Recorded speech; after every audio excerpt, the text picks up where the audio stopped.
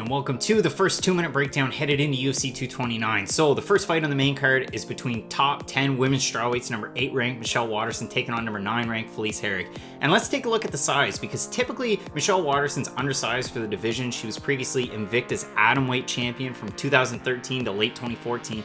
And if we look at it right now, Waterson's listed as being an inch shorter, and she's at a 3-inch reach disadvantage to Herrig. So typically undersized, but it's kind of a really close matchup. Breaking down each fighter individually, Waterson's faced top talent in the past since joining the UFC in 2015, the likes of current champ Rose Namajunas, number 6 ranked Tecia Torres, and number 10 ranked Courtney Casey, who she beat in a somewhat controversial split decision back in April. And Herrig, she's been in the UFC since 2014, but kind of similar to a football analogy, her strength of schedule has been tougher in my opinion. She had decision losses to Barb Honchak, Carla Esparza, and Tecia Torres before joining The Ultimate Fighter Season 20 and ultimately getting into the UFC. So if you look at the numbers, I mean, both of these women have a combined 12 fights in the UFC, so stats can help us out a little bit. Now, striking defense is nearly identical at 52% for the pair, but Waterson is much more accurate at 60% versus 35% of Herrig strikes landing.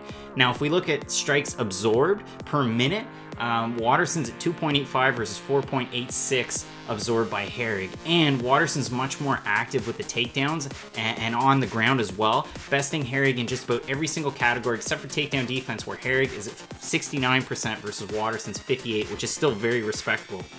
So giving you a prediction and living up to the Fight Night Picks name, the really telling fight for these two women is that they both beat Courtney Casey by split decision, but Waterson's win is more telling than Herrig's. Now, in Herrig's win, she was totally outstruck, and her significant strike percentage was at 29%, whereas Waterson doubled Casey's output in their fight, and she was at an astounding 72% of her significant strikes landed. So expect a very well-matched fight, very competitive fight, but I think Waterson's going to be able to squeak out a decision win here. And just a reminder, Felice Herrig never been finished as a pro, so it's going to be a decision win for Michelle Waterson. Should be a great fight, and look forward to more 2-minute breakdowns later on this week.